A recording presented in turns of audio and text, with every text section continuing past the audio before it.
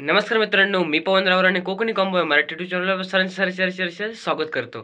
तर मित्रांनो, आजचा व्हिडिओ सगळ्यात भारी होणार आहे आणि एक कोकणातील गणेश चतुर्थीमधील एक नवीन परंपरा मी तुम्हाला दाखवणार आहे, गौरी आवाहन। हे कशा पद्धतीमध्ये आपल्या इकडे होतं, नंतर काय प्रकार आहे, या सर्व गोष्टी मी या व्हिडिओमध्ये तुम्हाला सांगणार आहे। तर कंटिन्यू राहा। आणि माझ्या आवाजावरून तुम्हाला थोडंसं वाटत असेल, माझी थोडी तब्येत बरी नाही आहे, त्यामुळे व्हिडिओ करायला मिळत नाही आहेत।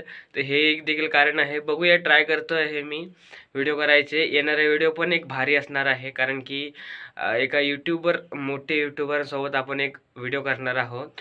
तर तो एक व्हिडिओ येणार आहे आणि खूप काही व्हिडिओ येणार आहेत पुढे। बघतोय, मी ट्राय करतोय हळूहळू व्हिडिओ करायचे।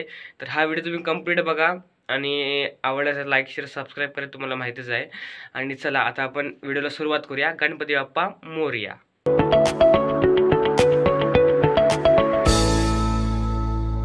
तर मित्रांनो, वातावरण होऊ शकतं एक नंबर आहे व ते क्लाउड आहे। आणि आता आपण बघूया आवाहनचा प्रकार कशा पद्धतीने थोडक्यात सांगतो। गौरी आवाहन म्हणजे काय प्रकार आहे तो।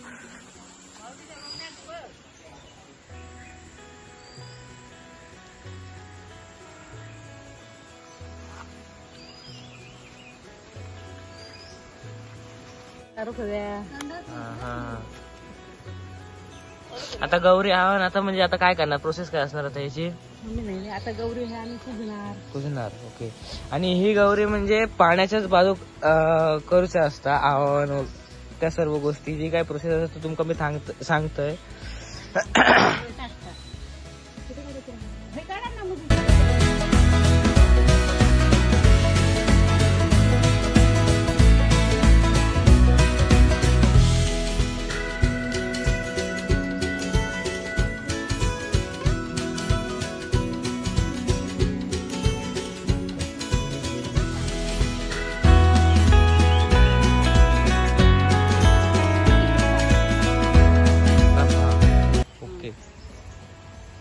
त्यानंतर पुढची प्रोसेस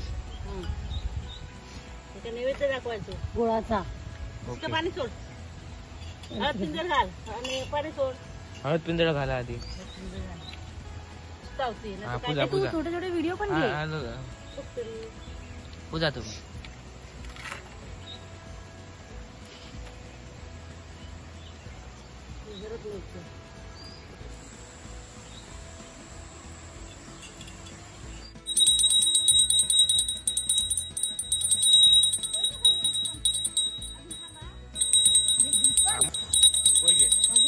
हाँ बोला दीदी, बोलता ना, बोल बोल को काय ओ विवेक काय असे काय गात नाही? अरे गात नाही काय विचारतोय? नाही। ओके ठीक आहे। प्रसादी हे करा, सगळ्यांना प्रसादी वाटा। तू मार आणि तोंडात पाणी घे, पिऊ नको आता। हा घे, थोडस घ्या, आम्ही सांगायचं नाही।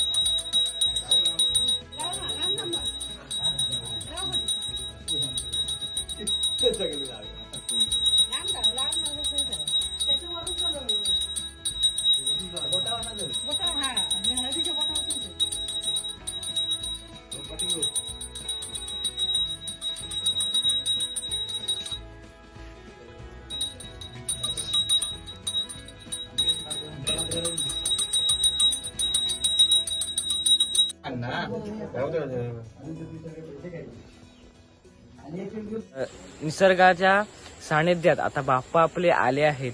बाप्पाचीच आई म्हणजे गौरी, गौरीचं पूजन म्हणजे जे आता तुम्ही हे स्वच्छ पाणी पाहत आहेत, या पाण्याच्याच, तर या पाण्याजवळ कशाला, तर पाण्याला आपण पवित्र मानतो, कारण की पाण्यावर आपलं निम्म जीवन आहे ते आपल्या पाण्यावर चालतं।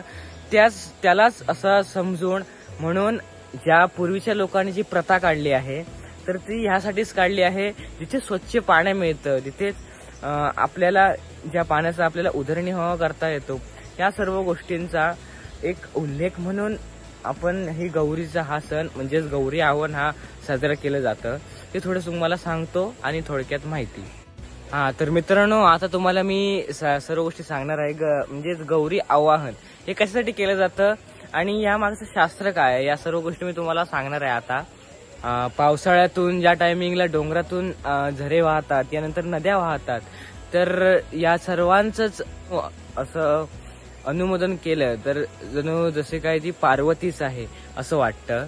त्याच्यासोबतच जे हिरवगार निसर्ग आहे हे जणू वाटतं आपल्या लाडक्या बाप्पांना घेऊन ती गिरिजा आपल्या डोंगरातून खाली उतरली आहे असं वाटतं. थोडक्यात म्हणजे तुम्ही आता त्या 5 प्रकारची जी वनस्पती बघला आहेत त्यालाच स्मरण म्हणजेच गौरी आव्हान म्हणून त्याला स्मरण केलं जातं. तर हे तुम्हाला नवीन काहीतरी शिकायला मिळलं असणार या व्हिडिओच्या थ्रू आणि थोडे इकडे तिकडे शब्द झाले असतील कारण की असे प्रॉपर शब्द मला तर अजून येत नाही आहेत, पण मी ट्राय करतो आहे ज्या की तुम्हाला पण समजेल. जास्त पण अतिशब्द जड बोलल्यानंतर तुम्हाला पण ते समजायला पाहिजे, त्यामुळे अशा शब्दांचा प्रयोग मी करत नाही आहे. पण थोडक्यात तुम्ही समजून जा मी काय ज्यामध्ये आता बोललो आहे त्यामध्ये माझ्या म्हणण्याचा अर्थ काय आहे ते समजून जा तुम्ही. बघू शकता हे आपलं निसर्गाच्या सानिध्यात असणारं एक छोटंसं विहिरी टाईप असणारं एक बघू शकता तुम्ही आणि याच्यातूनच पाणी घेऊन इथे गौरीचं पूजन केलं गेलं.